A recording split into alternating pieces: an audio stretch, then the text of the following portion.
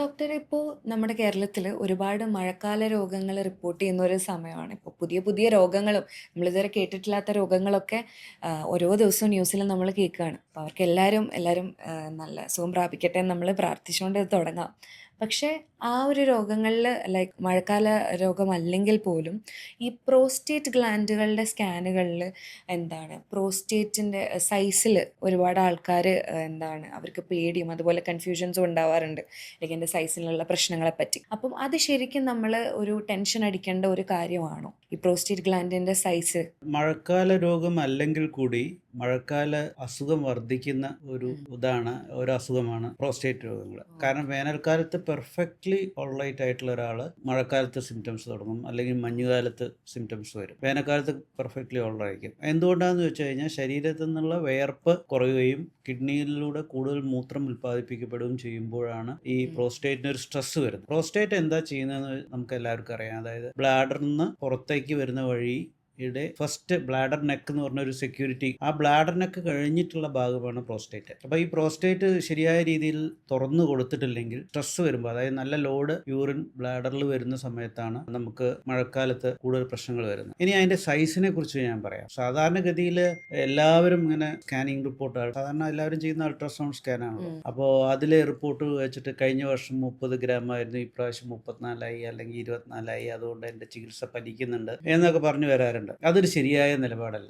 ഒന്നാമത്തെ കാര്യം, പ്രോസ്റ്റേറ്റിന്റെ size ultrasound വെച്ചിട്ടുള്ള ആക്യുറസി 100% അല്ല. എന്നാൽ ആക്യുറേറ്റ് ആയിട്ട് എങ്ങനെ പ്രോസ്റ്റേറ്റ് മെഷർ ചെയ്യാന്ന് ചോദിച്ചാൽ ട്രാൻസ് റെക്ടൽ അൾട്രാസൗണ്ട്, ട്രസ് എന്ന് പറഞ്ഞിട്ടുള്ള ഒരു സ്കാൻ കൊണ്ടും MRI കൊണ്ടും കുറച്ചുകൂടി വ്യക്തമായിട്ട് നമുക്ക് പ്രൊഡിക്റ്റ് ചെയ്യാൻ പറ്റും. അത് സാധാരണഗതിയിൽ എല്ലാവർക്കും ചെയ്യേണ്ട ആവശ്യം വരാറില്ല. അതുകൊണ്ട് തന്നെ ഈ അൾട്രാസൗണ്ടിലെ സ്കാനിങ്ങിന്റെ ഈ ഗ്രാം റിപ്പോർട്ടുകളെ അത്ര കണ്ട് പേടിക്കേണ്ട കാര്യമില്ല. പക്ഷേ ഒരു കാര്യം ഞാൻ പറയാം, അതെല്ലാവരെയും തെറ്റിദ്ധാരണ മാറ്റാൻ വേണ്ടി പറയുകയാണ്. ചിലപ്പോൾ 200 ഗ്രാം പ്രോസ്റ്റേറ്റ് ഉള്ള ആൾക്ക് ഒരു സിംറ്റംസ് ഉണ്ടാവില്ല. ചിലപ്പോൾ 10 ഗ്രാം പ്രോസ്റ്റേറ്റ് ഉള്ള ആൾക്ക് മൂത്രം ബ്ലോക്ക് ആയിട്ട് ട്യൂബ് ഇടേണ്ടിയും വരും. ഇത് പലർക്കും അറിയില്ല. ഇതിന്റെ സൈസിനെ സംബന്ധിച്ച് പറയുമ്പോൾ ഏറ്റവും വലിയ എന്തുകൊണ്ട് അതിങ്ങനെ 200 ഗ്രാമുള്ള പ്രോസ്റ്റേറ്റിന് ഒരു സിംറ്റംസ് ഇല്ലാതിരിക്കുന്നു, അല്ലെങ്കിൽ ഒരു ബുദ്ധിമുട്ടില്ലാതിരിക്കുന്നു, 10 ഗ്രാം പ്രോസ്റ്റേറ്റ് ഉള്ള ആൾക്ക് എന്തുകൊണ്ട് സിംറ്റം ഉണ്ടാകുന്ന വെച്ച് കഴിഞ്ഞാൽ അതിനെക്കുറിച്ച് വ്യക്തമായിട്ടുള്ള ഒരു എക്സ്പ്ലനേഷൻ ഇതുവരെ ശാസ്ത്രലോകത്തിന് കൊടുക്കാനും പറ്റിയിട്ടില്ല. അത് വളരെ ആദ്യം മനസ്സിലാക്കണം നമ്മൾ പ്രോസ്റ്റേറ്റിന്റെ വെയിറ്റിനെ കുറിച്ച് അല്ലെങ്കിൽ ഗ്രാമിനെ കുറിച്ച് സംസാരിക്കും. പിന്നെ ഇപ്പോൾ ഉള്ള ഒരു പണ്ടത്തെ രീതിയിലല്ല ഇപ്പോൾ കാര്യങ്ങൾ. അതായത് പ്രോസ്റ്റേറ്റിന്റെ സൈസിനെ ഡിപ്പെൻഡ് ചെയ്ത്, അതായത് ഞാൻ പറയുന്ന സിംറ്റംസ് ഉള്ള ഒരാളെ കുറിച്ചാണ് പറയുന്നത്. അതായത് പ്രോസ്റ്റേറ്റ് കാരണം ബുദ്ധിമുട്ടുള്ള ഒരാളെ കുറിച്ചാണ് ഞാൻ സംസാരിക്കുന്നത്. അവർക്ക് ഈ സൈസിനനുസരിച്ച്, അതായത് ഗ്രേഡ് 1, ഗ്രേഡ് 2, ഗ്രേഡ് 3, ഗ്രേഡ് 4, ഞാൻ അതിൻ്റെ വെയിറ്റ് പറഞ്ഞുതരാം. ഗ്രേഡ് 1, ഗ്രേഡ് 2, ഗ്രേഡ് 3, 4 പേർക്കും ഡിഫറൻ്റ് ആയിട്ടുള്ള ട്രീറ്റ്മെൻറ്റ് മൊഡാലിറ്റീസ് ഇപ്പോൾ അവൈലബിൾ ആണ്. അതായത് ഗ്രേഡ് 1 ഉള്ള ആൾക്കാർ ഉള്ള ട്രീറ്റ്മെൻ്റ് അല്ല ഗ്രേഡ് 4ന് സൂട്ടബിൾ. അതുകൊണ്ട് രോഗികൾ ഈ ഗ്രാമിനനുസരിച്ചുള്ള ചികിത്സ തിരഞ്ഞെടുക്കണം. അല്ലാതെ എനിക്ക് ഇത് മതി അത് മതി എന്ന് പറയുന്ന ഒരു സമ്പ്രദായം പറ്റില്ല. അവനവൻ്റെ പ്രോസ്റ്റേറ്റിൻ്റെ ഗ്രാമിനനുസരിച്ചിട്ടും. പിന്നെ വേറൊരു കാര്യമുണ്ട്, എൻഡോസ്കോപ്പി ചെയ്യുന്ന സമയത്ത് പ്രോസ്റ്റേറ്റ് 2 വശത്തുനിന്ന് വരാം, നടുക്കിൽ നിന്ന് വളരാം. അങ്ങനെ മെയിനായിട്ട് ഈ 2 സൈഡിൽ നിന്നും ഒരു നടുക്കുന്നാണ് വളരുന്നത്. നടുക്കുന്ന് വളരുന്ന പേഷ്യൻസിന്, നടുക്ക് പ്രോസ്റ്റേറ്റ് വളരുന്ന സമയത്ത് അതിന് മീഡിയൻ ലോബ് എന്ന് പറയും. ചികിത്സ മരുന്ന് ഫലപ്രദമാവാൻ വളരെ സാധ്യത കുറവാണ്, അതിൻ്റെ ഓപ്ഷൻസും കുറവാണ്. അപ്പോൾ അതും കൂടി മനസ്സിലാക്കേണ്ടതല്ലേ. അപ്പോൾ പ്രോസ്റ്റേറ്റിനെ സംബന്ധിച്ച് ഞാൻ ചുരുക്കി പറയാം, അതിൻ്റെ ഗ്രാം സൈസ് അൾട്രാസൗണ്ട് സ്കാൻ കൊണ്ട് മെഷർ ചെയ്യുന്നത് കൃത്യമല്ല. 2, സൈസ് ഓഫ് ദ പ്രോസ്റ്റേറ്റ് അനുസരിച്ചിട്ടല്ല, അല്ലെങ്കിൽ ഗ്രാമിനനുസരിച്ചിട്ടല്ല രോഗികൾക്ക് സിംറ്റംസ് വരുന്നത്. 3, ഏത് സൈഡിൽ നിന്നാണ് പ്രോസ്റ്റേറ്റ് വളരുന്നത് എന്നതിനെ ആശ്രയിച്ചിരിക്കും ട്രീറ്റ്മെൻറ്റ്. 4, എല്ലാവർക്കും എല്ലാ ഗ്രാമിനുള്ള പ്രോസ്റ്റേറ്റിനും ഒരേ ട്രീറ്റ്മെൻ്റ് അല്ല. ഡോക്ടർ ആദ്യം പറഞ്ഞല്ലോ മഴക്കാലത്താണ് ഇത് കൂടുതൽ നമുക്ക് സിംറ്റംസ് ഉണ്ടാവുന്നതെന്ന്. അതിന് എന്തെങ്കിലും ഒരു പെർട്ടിക്കുലർ റീസൺ ഉണ്ടോ? മഴക്കാലത്ത് അല്ലെങ്കിൽ തണുപ്പുള്ള സമയത്ത് ഇത് കൂടുതൽ വളരുന്നതിനോ അല്ലെങ്കിൽ കൂടുതൽ സിംറ്റം കാണിക്കുന്നതിനോ? അത് ഞാൻ പറഞ്ഞല്ലോ, ഈ സ്ട്രെസ്സാണ് വരുന്നത് അവിടെ. അതായത് യൂറിൻ ബ്ലാഡറിൽ കൂടുതൽ ഒരുമിച്ച് വരുമ്പോൾ പെട്ടെന്ന് നമുക്ക് സാധാരണ 1 ഹവറിൽ നമുക്ക് വേനൽക്കാലത്തൊക്കെ ഒരു 20 ml പെർ ഹവറാണ് യൂറിൻ പ്രൊഡ്യൂസ് ചെയ്യുന്നതെങ്കിൽ കിഡ്നിയെങ്കിൽ, മഴക്കാലത്ത് നമ്മൾ സാധാ വെള്ളം കുടിച്ചാൽ തന്നെ ചിലപ്പോൾ ഒരു 1 ഹവർ 2 ഹവർ കൊണ്ടൊക്കെ ഈ പ്രോസ്റ്റേറ്റ് ഉള്ള ആൾക്കാരുടെ ബ്ലാഡർ ഒരു സെപ്പറേറ്റ് ബ്ലാഡർ ആയിരിക്കും. നമ്മുടെ നോർമൽ സിറ്റുവേഷനിൽ ഉള്ള ഒരാളായിട്ട് കമ്പയർ ചെയ്യരുത്. പ്രോസ്റ്റേറ്റിൻ്റെ സിംറ്റംസ് കാണിക്കുന്ന ഒരാളുടെ ബ്ലാഡറിൻ്റെ ഇലക്ട്രിക് കറണ്ടും അതിൻ്റെ സ്റ്റെബിലിറ്റിയും അതിൻ്റെ റിഫ്ലക്സും ഒക്കെ ഡിഫറെൻ്റ് ഇതാണ്. അപ്പോൾ അവർക്ക് 60 ml 70 ml ഒന്നിച്ച് ഒരു അരമണിക്കൂർ കൊണ്ടോ 1 മണിക്കൂർ കൊണ്ട് വരുമ്പോൾ പെട്ടെന്ന് കാരണം നമുക്ക് സ്വെറ്റിംഗ് കുറവാണല്ലോ. സാധാരണ ഒരു 500 ml ടു 750 ml ഒക്കെ നല്ല ഹോട്ട് ക്ലൈമറ്റിൽ സ്വെറ്റായിട്ട് പോകും. ഇത് ഒന്നും പോകാനില്ല. പ്രത്യേകിച്ച് എയർ കണ്ടീഷൻ റൂമിൽ ഇരിക്കുന്ന ഒരാൾ അല്ലെങ്കിൽ പല രോഗികളുടെ ഹിസ്റ്ററി ശ്രദ്ധിച്ചാൽ അറിയാം. നമ്മൾ ഫ്ലൈറ്റിൽ യാത്ര ചെയ്യുമ്പോഴായിരിക്കും റിട്ടൻഷൻ അടിക്കുക. എനിക്ക് ഡോക്ടറെ എനിക്കിതിനു മുമ്പ് ഒരു കുഴപ്പമില്ലായിരുന്നു, ഒറ്റ യാത്രയിലാണ് ഈ റിട്ടൻഷൻ. അപ്പോൾ അതൊന്ന് ട്യൂബ് ഒന്ന് ഊരി തരാമോ, അപ്പോൾ എൻ്റെ എല്ലാ പ്രശ്നങ്ങളും മാറും എന്നുള്ളൊരു ഇത്. അപ്പോൾ അങ്ങനെ മാറിപ്പോകുന്നവരുണ്ട്, ഇല്ല എന്നല്ല പറയുന്നത്. പക്ഷെ അവരാണ് ഒന്നും കൂടി ശ്രദ്ധിക്കേണ്ടത്. ഈ പ്രോസ്റ്റേറ്റ് സംബന്ധമായിട്ടുള്ള ഈ അസുഖങ്ങൾ അത് എന്തൊക്കെ കാരണങ്ങൾ കൊണ്ടായിരിക്കും വരുന്നത്? ലൈക്ക് എന്തൊക്കെ ഫാക്ടേഴ്സ് ആണ് അത്? പുറത്തുള്ള ഫാക്ടേഴ്സ് ആണോ അല്ലെങ്കിൽ ഹെറിഡിറ്ററി ഫാക്ടേഴ്സ് ആണോ? എങ്ങനെയുള്ള ഫാക്ടേഴ്സ് ആയിരിക്കും കൂടുതൽ ഉണ്ടാവുക? സത്യം പറഞ്ഞാൽ അതിന് മറുപടി ഇല്ല. അതെന്താ കാരണം എന്ന് വെച്ച് കഴിഞ്ഞാൽ ഈ പ്രോസ്റ്റേറ്റ് എങ്ങനെ പെരുമാറുന്നത് ഓരോ വ്യക്തികളിൽ നിന്നുള്ളത് അൺപ്രഡിക്റ്റബിൾ ആണ്. ചിലവർക്ക് ഞാൻ പറഞ്ഞല്ലോ, നേരത്തെ പറഞ്ഞല്ലോ, നമ്മളിപ്പോൾ ഒരു മൂത്ര സംബന്ധമായിട്ടുള്ള ഒരു പ്രശ്നമില്ലാതെ 60 വയസ്സുകാരെ ഒരു പുറത്തുനിന്ന് ഒരു സ്കാനിന് വിളിക്കുക, 60 ഒരു സിംറ്റംസും ഉണ്ടാവരുത്. അവരുടെയൊക്കെ പ്രോസ്റ്റേറ്റിൻ്റെ വെയിറ്റ് എടുത്ത് നോക്കിക്കഴിഞ്ഞാൽ ചിലവർക്ക് 40 ഗ്രാം, ചിലർക്ക് 60 ഗ്രാം, ചിലർക്ക് 250 ഗ്രാം, ചിലർക്ക് 300 ഗ്രാം ഒക്കെ ഉണ്ടാവും, ഒരു സിംറ്റംസും ഉണ്ടാവില്ല. അപ്പോൾ എന്തുകൊണ്ട് ഇത് ഇങ്ങനെ പെരുമാറുന്നു എന്നതിന് വ്യക്തമായിട്ടുള്ള ഒരു അഭിപ്രായം ഇല്ല. പക്ഷേ ഒരു കാര്യം ഉറപ്പാണ്, നടുക്ക് വളരുന്ന, അതായത് മീഡിയൻ ലോബ് എന്ന് പറഞ്ഞ് വരുന്നവർക്ക് പെട്ടെന്ന് സിംറ്റംസ് വരും. പിന്നെ ഡയബറ്റിക് ആൾക്കാർക്ക് ഇത് പെട്ടെന്ന് സിംറ്റംസ് വരാൻ ഡയബറ്റീസിൻ്റെ ഒരു കോമ്പണൻറ്റും കൂടി ഉണ്ടാവും. പക്ഷേ അവർക്ക് കുറച്ചുകൂടി പ്രോമിനൻ്റ് ആയിട്ട് കാണാം. അല്ലെങ്കിൽ ന്യൂറോളജിക്കലായിട്ട് നെർവ്സിന് എന്തെങ്കിലും പ്രോബ്ലംസ് ഉള്ളവർക്ക്, നെർവ്സിനാണ് ഈ ഡയബറ്റീസിൽ മെയിനായിട്ട് ഓട്ടോണോമിക് ന്യൂറോപ്പതി എന്ന് പറഞ്ഞൊരു കണ്ടീഷൻ വരുന്നത്. അപ്പോൾ അങ്ങനെയുള്ള ആൾക്കാർക്ക് ഇത് പെട്ടെന്ന് വരുന്നു. അല്ലാതെ ഇത് എന്തുകൊണ്ട് എങ്ങനെ വരുന്നു എന്നൊക്കെ ചോദിച്ചു കഴിഞ്ഞാൽ കുറേ തിയറീസ് പറയാമെന്നല്ലാതെ പ്രാക്ടിക്കലി വന്നു കഴിഞ്ഞാൽ അപ്രോപ്രിയേറ്റ് ആയിട്ട് പോയിൻ്റ് ഔട്ട് ചെയ്ത് പറ്റില്ല. അപ്രോപ്രിയേറ്റ് ആയിട്ടുള്ള ചികിത്സ എടുക്കുക എന്നുള്ളതല്ലാതെ വേറെ പ്രത്യേകിച്ച് മാർഗങ്ങളൊന്നുമില്ല. പിന്നെ ഈ ചികിത്സ എടുക്കുമ്പോൾ ഞാൻ നേരത്തെ പറഞ്ഞല്ലോ, അതിലേക്ക് ഞാൻ കടക്കുകയാണ്. അതായത് ഗ്രേഡ് 1, ഗ്രേഡ് 2, ഗ്രേഡ് 3, ഗ്രേഡ് 4 എന്ന് പറഞ്ഞല്ലോ. അതിൽ ഏകദേശം ഒരു ഗ്രാം കണക്കിൽ ഞാൻ പറഞ്ഞു തരാം. ഒരു സാധാരണ ഒരു ഗ്രേഡ് പറഞ്ഞു കഴിഞ്ഞാൽ ബിലോ 30 grams ആണ്. ഒരു 30 to 60 ഗ്രേഡ് 2. ഇതൊരു ഹാർഡ് ആൻഡ് ഫാസ്റ്റ് റൂൾ ഒന്നുമല്ല. 61 ആയി കഴിഞ്ഞാൽ ഞാൻ ഗ്രേഡ് 3, ഏകദേശം ഒരു 30 to 60 ആകുമ്പോഴേക്കും ഒരു ഗ്രേഡ് 2 ആയി. ഒരു 60 to 90 ആകുമ്പോഴേക്കും ഗ്രേഡ് 3, ആൻഡ് 90ക്ക് മുകളിൽ പോയി കഴിഞ്ഞാൽ ഗ്രേഡ് 4. അതായത് 30, 60, 90, 90ന് മുകളിൽ പോയി കഴിഞ്ഞാൽ മാസീവ് പ്രോസ്റ്റേറ്റോമെഗാലി എന്നാണ് പറയുക. അതായത് മാസീവ് ആയിട്ടുള്ള ഇതാണ്.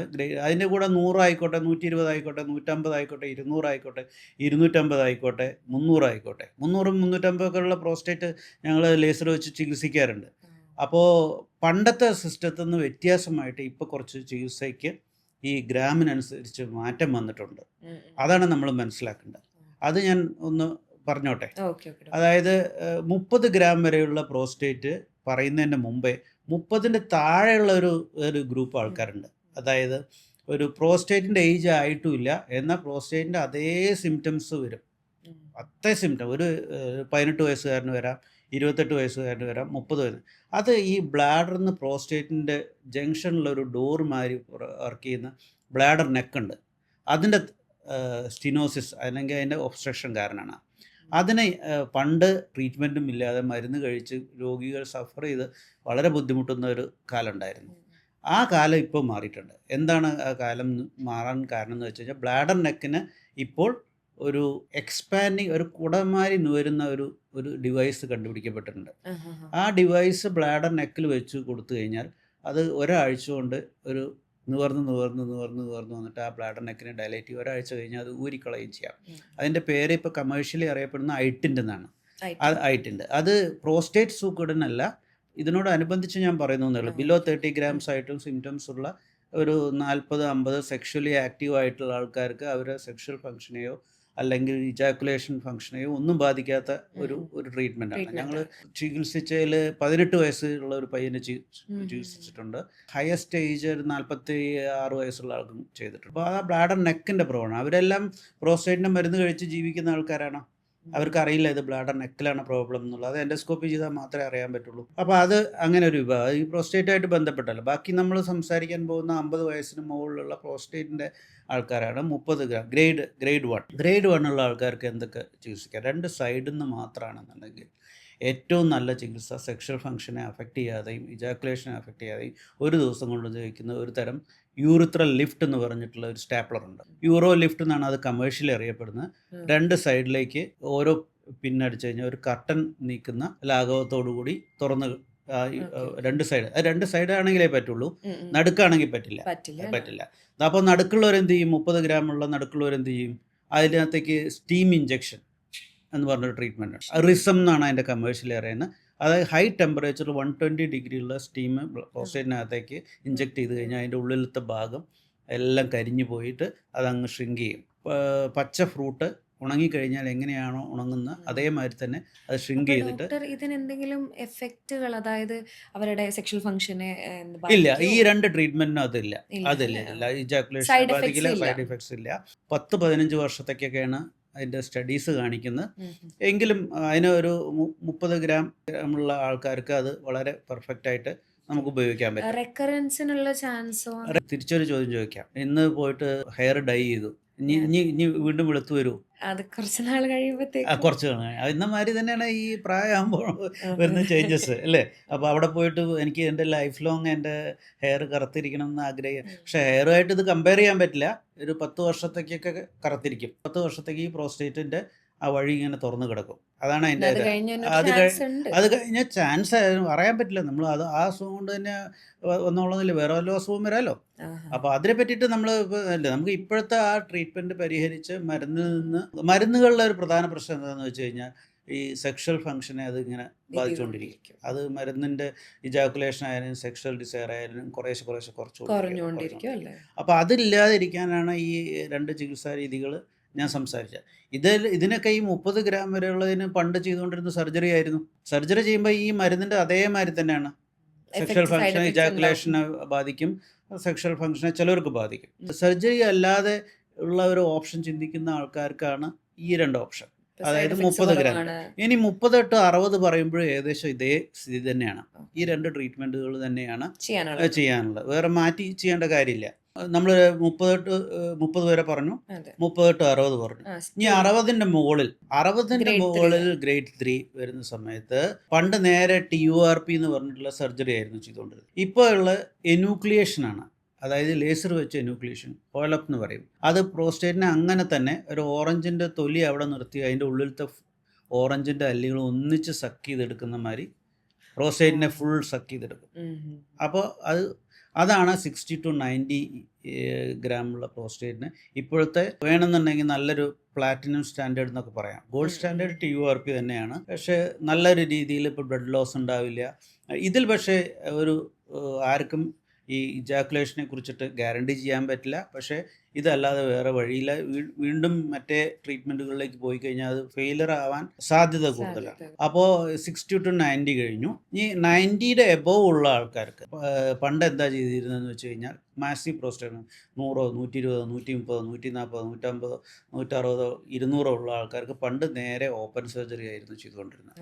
ഇപ്പോൾ അതല്ല, ലേസർ വെച്ചിട്ട് നമുക്ക് 250, 300 ഗ്രാം പ്രോസ്റ്റേറ്റ് വരെയൊക്കെ നമുക്ക് എന്യൂക്ലിയേറ്റ് ചെയ്ത് സക്ക് ചെയ്തെടുക്കാൻ പറ്റും. കാരണം എന്താ വെച്ചാൽ ടൈം ഒരു ഫാക്ടർ അല്ല അതിനകത്ത്. കാരണം ഇത് സാധാ TURP ചെയ്യുന്ന മാതിരി ഇലക്ട്രോലൈറ്റിലാണ് ഇത് ചെയ്യുന്നത്, നോർമൽ സെലൈനിൽ. അപ്പോൾ അതുകൊണ്ട് ടൈം ഒരു ഫാക്ടർ അല്ല. അപ്പോൾ ബോഡിക്ക് വലിയ ഡാമേജ് ഉണ്ടാകുന്നില്ല. കാർഡിയക് സേഫ്റ്റി ഉണ്ട്. ആസ്പിരിൻ കഴിച്ചുകൊണ്ട് തന്നെ നമുക്ക് ചെയ്യാൻ പറ്റും. ആസ്പിരിൻ നേരത്തെ തുടങ്ങാൻ പറ്റും. ഇങ്ങനെയുള്ള ചികിത്സാ രീതികൾ ഏറ്റവും ഒരു സ്റ്റാൻഡേർഡൈസ്ഡ് ആവാത്ത ഒരു ചികിത്സയെ കൂടി പറയുമ്പോഴാണ് അത് ക്ലിയർ ആവും. ഇപ്പോൾ ഈ 120, 150, 200 ഗ്രാമൊക്കെ ഒരു സർജന് അല്ലെങ്കിൽ ഒരു യൂറോളജിസ്റ്റിന് ഒരു 2 മണിക്കൂർ 3 മണിക്കൂർ പേഷ്യൻ്റ് അനസ്തീഷ്യയിൽ നിർത്താൻ പറ്റില്ല എന്ന് വിചാരിക്കും. അങ്ങനത്തെ പേഷ്യൻ്റ് എന്ത് ചെയ്യും? ഒരു ചോദ്യമാണ്. അവർ റിട്ടൻഷനിലും ബ്ലോക്കിലാണെന്നുണ്ടെങ്കിൽ അവർക്കൊരു പ്രോസ്റ്റാറ്റിക് സ്റ്റെൻറ്റ് എന്ന് പറഞ്ഞിട്ടുള്ളൊരു സാധനം ഇറക്കിയിട്ടുണ്ട്.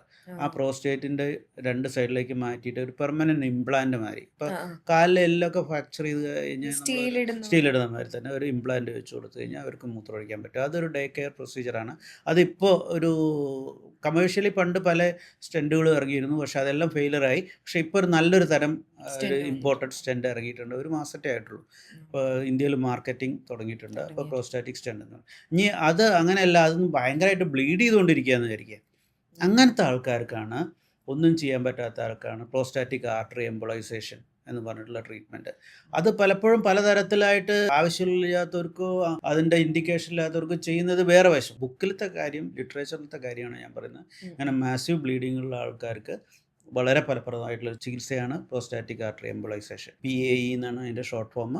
ഈ പ്രോസ്റ്റേറ്റിൻ്റെ രക്തക്കുഴലിലേക്ക് സ്പെഷ്യൽ ജെൽ ഫോം വെച്ചിട്ട് ബ്ലോക്ക് ചെയ്യുന്ന ഒരു ഇതാണ്. അതൊരു സാധാ ഒരു പ്രോസ്റ്റേറ്റിനോ അല്ലെങ്കിൽ ക്യാൻസർ പ്രോസ്റ്റേറ്റിനോ ഒന്നും ചെയ്യേണ്ട ട്രീറ്റ്മെൻ്റ് അല്ല. ഇത്രയാണ് ഈ ഗ്രാമുകളെ കുറിച്ചിട്ടും അതിൻ്റെ ചികിത്സാ രീതികളെ കുറിച്ചും നമുക്ക് പറയാനുള്ളത്. ഡോക്ടർ, എന്തൊക്കെ വിസിബിൾ സിംറ്റംസ് ഒരാളിലുണ്ടാവും? അതായത് ഇപ്പോൾ ഒരാളിപ്പോൾ എൻ്റെ പ്രോസ്റ്റേറ്റ് എനിക്കൊന്ന് ചെക്ക് ചെയ്യണം എന്നുള്ള രീതിയിൽ ഒരു ഡോക്ടറിനെ കൺസൾട്ട് ചെയ്യുന്നതിന് മുന്നേ എന്തൊക്കെ സിംറ്റംസ് ആയിരിക്കും നമ്മളൊന്ന് കോഷ്യസ് ആയിട്ടിരിക്കേണ്ടത്, അല്ലെങ്കിൽ എന്തൊക്കെ സിംറ്റംസ് വരുമ്പോഴായിരിക്കണം നമ്മളിങ്ങനെ ഒരു ട്രീറ്റ്മെൻറ്റിലേക്ക് പോകേണ്ടത്? നമ്മുടെ ലൈഫ് സ്റ്റൈലിനെ ബുദ്ധിമുട്ടാക്കുന്ന ഏത് സിംറ്റവും, അതായത് യൂറിനേഷൻ നമ്മൾ കോൺഷ്യസ് ആവുക, അതായത് നമ്മൾ യൂറിനേഷൻ അതർവൈസ് ഇപ്പോൾ മൂത്രമൊഴിക്കാൻ തോന്നുന്നു, പോയി മൂത്രമൊഴിക്കുന്നു, അത് നമുക്കൊരു ബുദ്ധിമുട്ടായി തീരുക. നമ്മുടെ ജോലി ചെയ്യാൻ പറ്റുന്നില്ല, യാത്ര ചെയ്യാൻ പറ്റുന്നില്ല, ബസ് ഇടയ്ക്കിടയ്ക്ക് നിർത്തേണ്ടി വരുന്നു. ഇതൊക്കെ ഒരു നോർമൽ യൂറിനേഷന് ഡിഫറൻ്റ് ആയിട്ട് എന്ത് വന്ന 50 വയസ്സിന് മുകളിലുള്ള പുരുഷനും ഇത് ചെക്ക് ചെയ്യേണ്ട അത്യാവശ്യമാണ്. അപ്പോൾ ആ ചെക്ക് ചെയ്യേണ്ട ആവശ്യങ്ങൾ നമ്മൾ മനസ്സിലാക്കിക്കൊണ്ട് ചെക്ക് ചെയ്യുക. അപ്പോൾ ഇതിൽ ഏറ്റവും ഡേഞ്ചറസ് ആയിട്ടുള്ള ഒരു കാര്യം ഞാൻ പറയാം. നമ്മൾ സാധാ പ്രോസ്റ്റേറ്റ് ആണെന്ന് വിചാരിച്ചിട്ട് ക്യാൻസർ പ്രോസ്റ്റേറ്റിനെയും നെഗ്ലക്റ്റ് ചെയ്യാൻ സാധ്യതയുണ്ട്. ക്യാൻസർ പ്രോസ്റ്റേറ്റും മറ്റേ പ്രോസ്റ്റേറ്റും ഏകദേശം ഒരേപോലെ തന്നെയാണ് സിംറ്റമറ്റോളജി ഉണ്ടാവുക. ഡോക്ടർ പരിശോധിക്കുമ്പോഴാണ് അത് കണ്ടുപിടിക്കാൻ പറ്റുള്ളൂ, വ്യത്യാസം കണ്ടുപിടിക്കാൻ പറ്റും. അല്ലെങ്കിൽ വളരെ പ്രയാസമാണ്. അല്ലെങ്കിൽ പിന്നെ അത് സ്പ്രെഡ് ചെയ്ത് ശരീരം മുഴുവൻ വ്യാപിച്ചിട്ടുള്ള ഒരു സിറ്റുവേഷനിലായിരിക്കണം. അല്ലാത്ത കേസിലെല്ലാം നമുക്കത് കണ്ടുപിടിക്കാൻ വളരെ, സാധാ ആൾക്കാർക്ക് കണ്ടുപിടിക്കാൻ ഭയങ്കര പ്രയാസമാണ്. അപ്പോൾ അതൊരു വാർണിംഗ് ഇതായിട്ട് ഞാൻ പറയുകയാണ്. ചെക്ക് ചെയ്യുമ്പോൾ സമയത്ത് ഒരു ആനുവൽ ഹെൽത്ത് ചെക്കപ്പ്, ഇപ്പോൾ ഒരു 30 വർഷം മുമ്പേ, ഒരു 35 വർഷം മുമ്പ് പ്രാക്ടീസ് തുടങ്ങിയ ഒരാളെന്ന നിലയിൽ ഞാൻ പറയുകയാണ്, ആദ്യത്തെ ഒരു 10 ഇയേഴ്സ്, നെക്സ്റ്റ് 20 ഇയേഴ്സും അല്ലെങ്കിൽ നെക്സ്റ്റ് 30 ഇയേഴ്സിലും ഈ ഇൻസിഡൻസ് ഓഫ് പ്രോസ്റ്റേറ്റ് ക്യാൻസർ വളരെ കൂടിയിട്ടുണ്ട്. ഡിറ്റക്ഷൻ റേറ്റ് കൂടിയിട്ടുണ്ട്. എന്തുകൊണ്ടാണെന്ന് അറിയില്ല. ഇനി പ്രോബ്ലി നമ്മുടെ ഡയറ്ററി ഹാബിറ്റിൽ വന്നിട്ടുള്ള ഇതാണോ, എന്താ വ്യത്യാസങ്ങളാണോ, ക്ലൈമറ്റിൽ വന്നത് എന്താ അറിയില്ല, വളരെ കൂടിയിട്ടുണ്ട്. പണ്ടൊക്കെ ആദ്യം പ്രാക്ടീസൊക്കെ തുടങ്ങിയ കാലത്ത് നമുക്ക് വളരെ കുറച്ച് ക്യാൻസേഴ്സ് കിട്ടിയിരുന്നുള്ളൂ. ഇപ്പോൾ പക്ഷേ വളരെ വളരെ കോമൺ ആയിട്ട് നമുക്ക് ഒരുപാട് റോബോട്ടിക് സർജറി ചെയ്യാനുള്ള കേസസ് വരുന്നുണ്ട്. നമ്മളത് ചെയ്തു കൊടുക്കുന്നുണ്ട്. പക്ഷെ ഞാൻ പറഞ്ഞ പോയിന്റ് എന്താ വെച്ചാൽ, സിംറ്റമറ്റോളജി വെച്ച് മാത്രം നമ്മൾ എനിക്ക് ഇന്നതാണ് അല്ലെങ്കിൽ ഇന്ന ട്രീറ്റ്മെന്റ് വേണം എന്നുള്ളത് ടെസ്റ്റ് ചെയ്ത് രണ്ടും തമ്മിൽ വ്യത്യാസം. അതിന്റെ ലാസ്റ്റ് സ്റ്റേജാണ് മൂത്രം ബ്ലോക്കായി ട്യൂബ് ഇടേണ്ടി വരികയും ആഡർ ഫെയിലിയർ വരികയും കിഡ്നിയിലേക്ക് യൂറിൻ കയറിപ്പോയിട്ട് ഹൈഡ്രോനെഫ്രോസിസ് വന്ന് ഒബ്സ്ട്രക്റ്റീവ് യൂറോപ്പതി എന്ന് പറയും, കിഡ്നി ഫെയിലിയർ വരുന്നു. ലാസ്റ്റ് സ്റ്റേജാണ്. ചില നിർഭാഗ്യവന്മാർക്ക് അങ്ങനെ ഉണ്ടാവാറുണ്ട്, അറിയില്ല. നമ്മളിങ്ങനെ ഈ ബ്ലാഡർ ഇങ്ങനെ ഇതുവരെ വരെ എത്തിക്കഴിഞ്ഞാൽ പോലും ബ്ലാഡർ ഉണ്ടെന്ന് അവർക്ക് മനസ്സിലാവില്ല. ഇങ്ങനെ വെറ്റ് ചെയ്ത് കൊണ്ടിരിക്കുകയുള്ളൂ. ആ സെൻസേഷൻ കുറയുന്നതുകൊണ്ടാണ് പറയുന്നത്. പിന്നെ ചിലർക്ക് ബ്ലീഡിങ് വരാറുണ്ട്. ചിലർക്ക് ഡയബറ്റിക് ഒക്കെ ആണെങ്കിൽ റിക്കറന്റ് ഇൻഫെക്ഷൻ വരാറുണ്ട്. സ്ട്രീം വളരെ പമ്പ് ചെയ്ത് പോവില്ല. ഈ ഒരു ഇൻകംപ്ലീറ്റ് എംപ്റ്റിങ് ആയിട്ട് വരാറുണ്ട്. ജനറലായിട്ട് തന്നെ രാത്രി കൂടെ മൂത്രമൊഴിക്കുമ്പോൾ വീട്ടിൽ സെക്യൂരിറ്റിയുടെ ആവശ്യമില്ല. കാരണം അത് ഇടയ്ക്കിടയ്ക്ക് ലൈറ്റ് ഇടുന്നതുകൊണ്ട് സെക്യൂരിറ്റി വേണ്ടി വരില്ല. അപ്പൊ അങ്ങനെ. ഡോക്ടർ, ഈ ഏജ് എന്ന് പറയുന്നത് ഒരു കൺസേൺ ആണോ? അതായത് ഒരു 50 വയസ്സിൽ കൂടുതലുള്ള ആളുകളാണോ ഇത് കൂടുതലും കാണുന്നുണ്ടെങ്കിലും ഇപ്പോൾ ഈ അടുത്തിടെ 42 വയസ്സുള്ള ഒരാൾ അടുത്ത് വന്നു, വയറിന്റെ, ഞാൻ പറഞ്ഞില്ലേ, പുക്കിൾ വരെ ബ്ലാഡറായിട്ട് കിഡ്നി എല്ലാം വീങ്ങി ക്രിയാറ്റിനൊക്കെ കൂടിയിട്ട് വന്നിട്ടുണ്ട്. അവർക്ക് നടുക്കായിരുന്നു വളരെ, മീഡിയം ലോ ആയിരുന്നു. അപ്പോൾ ഏജ് ഒരു ക്രൈറ്റീരിയ അല്ല. പക്ഷെ ചില എന്തുകൊണ്ടാണെന്ന് അറിയില്ല, അവരുടെ ഹെറിഡിറ്ററി ഇതുകൊണ്ടാണോ അങ്ങനെ എന്താണെന്ന് നമുക്ക് കൃത്യമായിട്ട് പറയാൻ പറ്റില്ല. ചില കാര്യങ്ങളൊക്കെ മെഡിക്കൽ ഇതിനകത്ത് ചില ചോദ്യങ്ങൾക്കൊന്നും വ്യക്തമായ ഉത്തരം ഇപ്പോഴും പറയാൻ പറ്റിയില്ല. ജനറ്റിക് മാപ്പിംഗ് ഒക്കെ വരുന്ന ഒരു കാലത്ത് 30 വർഷമൊക്കെ കഴിയുമ്പോൾ സമയത്ത് ചിലപ്പോൾ അതൊക്കെ പറയാൻ പറ്റുമായിരിക്കും. ഇതിന്റെ സൈസ് കൂടുന്തോറും നമ്മൾ ഈ ചെയ്യുന്ന പ്രൊസീജിയേഴ്സിന്റെ ഒക്കെ റിസ്ക് കൂടുന്നുണ്ടോ? അത് ഈ ലേസർ വന്നതിന് ശേഷം കുറവാണ്. കാരണം പണ്ടത്തെ പഴയ TURPയുടെ ഒക്കെ എന്താ വെച്ചാൽ 1 hour ഗോൾഡൻ അവർ എന്ന് പറയും. ആ 1 hour തീർത്തിട്ടില്ലെങ്കിൽ ഇതിങ്ങനെ പീസായിട്ട് ഇങ്ങനെ ചെത്തി എടുക്കുകയാണല്ലോ. കഷ്ണങ്ങളായിട്ട്. അപ്പോൾ ആ കഷ്ണം കട്ട് ചെയ്ത് എടുക്കുന്നതിൻ്റെ ഇടയിൽ കൂടെ ഇത് ഈ TURP ചെയ്യുന്ന ഫ്ലൂയിഡ് ശരീരത്തിലേക്ക് കയറി TUR സിൻഡ്രോം എന്ന് പറഞ്ഞൊരു സിൻഡ്രോം വരും. 1 അവർ കഴിഞ്ഞ് കഴിഞ്ഞാൽ അനസ്തറ്റിസ്റ്റും വാൺ ചെയ്യാൻ തുടങ്ങും. പിന്നെ വേറൊരു കാര്യമുണ്ട്, ഈ TUR സിൻഡ്രോം ഡിറ്റക്ട് ചെയ്യാൻ വേണ്ടി ഈ TURP എന്ന് പറഞ്ഞ സർജറി ചെയ്യുന്നത് റീജിയണൽ അനസ്തീഷ്യയാണ്. അതായത് സ്പൈനൽ അല്ലെങ്കിൽ എപ്പിഡ്യൂറൽ എന്ന് പറഞ്ഞിട്ട് അരയ്ക്ക് കീഴെ ധരിപ്പിച്ചിട്ടാണ്. പക്ഷേ ലേസർ ചെയ്യുമ്പോൾ പേഷ്യന്റ് GA കൊടുത്താലും കുഴപ്പമില്ല, GAലും ചെയ്യാം. അപ്പോൾ കുറച്ചും കൂടി കംഫർട്ട് കൂടുതലാണ്. ഇന്നത്തെ കാലത്ത് GA ഒക്കെ വളരെ സേഫ് ആയിട്ടുള്ള മരുന്നുകളും അതിൻ്റെ രീതികളൊക്കെയാണ്. അപ്പോൾ GAയിൽ ചെയ്യാൻ പറ്റും. മറ്റേത് ഈ നട്ടെല്ലിന് കുത്തിക്കഴിഞ്ഞാൽ അതിൻ്റെ ആക്ഷൻ കുറച്ച് കഴിഞ്ഞു, ഒരു മണിക്കൂർ കഴിഞ്ഞ് 1.5 മണിക്കൂർ കഴിഞ്ഞാൽ ചിലപ്പോൾ ആക്ഷൻ പോയി വരും. അപ്പോൾ പേഷ്യന് ഭയങ്കര ബുദ്ധിമുട്ടും പെയിനും കാര്യങ്ങളും. പിന്നെ നിർത്താൻ സാഹചര്യം. ഇപ്പോൾ 90 ഗ്രാമിൽ കൂടുതലുള്ള ഒരാൾ TURP അറ്റൻഡ് ചെയ്ത് കഴിഞ്ഞാൽ സർജന്റെ സ്പീഡിനനുസരിച്ച് ചില ആൾക്കാർക്ക് 100 മീറ്റർ ഓടാം, ചിലവർക്ക് 200 മീറ്റർ ഓടാം, ചിലവർക്ക് 500 മീറ്റർ ഓടാൻ പറ്റില്ലേ. എന്ന മാതിരി തന്നെ ചില സർജൻ 100-120 വരെയൊക്കെ പോകുമായിരിക്കാം. പക്ഷേ ആ ഒരു സ്റ്റാൻഡേർഡ് ടീച്ചിങ് ഒരു 80 ഗ്രാം ആണ് ഒരു എക്സ്പെർട്ട് സർജന് എടുക്കാൻ പറ്റുന്ന, ഒരു 1 അവറിൽ എടുക്കാൻ പറ്റുന്ന ആ ഒരു സ്പീഡ്. അതിലപ്പുറം ചെയ്യുന്നവരുണ്ടാവും, ഇല്ല എന്ന് പറയുന്നില്ല. പക്ഷേ ജനറലി അങ്ങനെയുള്ള ഒരു ലിമിറ്റേഷൻ അതിനകത്തുണ്ട്. ഡോക്ടർ, ഈ OPയിൽ വരുന്ന പേഷ്യൻസിൽ കൂടുതൽ പേരും കൺസേൺഡ് ആയിട്ടുള്ളത് എന്തിനെ പറ്റിയാണ്? ഇപ്പോൾ ഈ പോസ്ട്രേറ്റിൽ എന്തെങ്കിലും പ്രശ്നം വരുമ്പോൾ കൂടുതൽ പേരും പറയുന്ന ഒരു കൺസേൺ, അല്ലെങ്കിൽ അവരെല്ലാവരും കൊണ്ട് നടക്കുന്ന ഒരു സ്റ്റിഗ്മ എന്ന് പറയുന്ന ഒരു കാര്യം എന്തായിരിക്കും ഇതിനെ സംബന്ധിച്ചിടത്തോളം, ഈ അസുഖത്തെ? പുരുഷനെ സംബന്ധിച്ചിടത്തോളം ഞാൻ എൻ്റെ എക്സ്പീരിയൻസിൽ പറയുകയാണെങ്കിൽ എല്ലാവരും മരുന്ന് കഴിക്കുമ്പോൾ ഉണ്ടാകുന്ന ഇജാക്കുലേഷൻ പ്രോബ്ലത്തെ കുറിച്ചാണ് സംസാരിക്കുക, സെക്ഷൽ ഇതിനെക്കുറിച്ച്. അപ്പോൾ അത് ആ പ്ലഷർ പോയി ഇത് കാരണം എന്നുള്ളതാണ്. അവർ ബാക്കിയുള്ള സിംറ്റംസ് ഒക്കെ അവർക്ക് ടോളറേറ്റ് ചെയ്യാൻ പറ്റും. അപ്പോൾ ആ ഗ്രൂപ്പ് ഓഫ് ആൾക്കാരാണ് കൂടുതൽ കാണുന്നത്. ബാക്കിയുള്ളവർ ഞാൻ പറഞ്ഞില്ല, എനിക്ക് ജോലി ചെയ്യാൻ പറ്റുന്നില്ല, ബസ്സിൽ യാത്ര ചെയ്യാൻ പറ്റുന്നില്ല, ഇടയ്ക്കിടയ്ക്കും ബസ് കണ്ടക്ടറോട് നിർത്തേണ്ടി വരാൻ പറയുന്നു. അപ്പോൾ ഉദാഹരണമായിട്ട് ഞാൻ കോഴിക്കോടാണല്ലോ. അപ്പോൾ വയനാട്ടിൽ നിന്ന് വരുന്ന ഒരാളാണെങ്കിൽ എങ്ങനെ ആ ചുരത്തിൽ ബസ് നിർത്താൻ പറ്റും? ഒരു ലൈഫിൻ്റെ ഒരു ക്വാളിറ്റി ഉണ്ടല്ലോ, അതിനൊരു ഇൻഡെക്സ് തന്നെ ഉണ്ട്. ലൈഫിൻ്റെ ക്വാളിറ്റിയെ സംബന്ധിച്ചിടത്തോളം സ്കോറുണ്ട്, ഇന്റർനാഷണൽ പ്രോസ്റ്റാറ്റിക് സ്കോറിംഗ് സിസ്റ്റം എന്ന് പറയും. ആ സിസ്റ്റത്തിനനുസരിച്ചിട്ട് ഹയർ ആയിട്ടുള്ള സ്കോറുള്ള ആൾക്കാർക്കാണ് ബുദ്ധിമുട്ട് കൂടുതലെന്ന് നമുക്ക് ഇപ്പോൾ പേഷ്യൻ്റ് നമ്മളോട് വന്ന് കളവ് പറഞ്ഞാൽ പോലും നമുക്കത് മനസ്സിലാക്കാൻ പറ്റും. 2-3 ചോദ്യങ്ങളിൽ അതിൻ്റെ അകത്ത് ചോദിച്ചാൽ മനസ്സിലാക്കാൻ പറ്റും.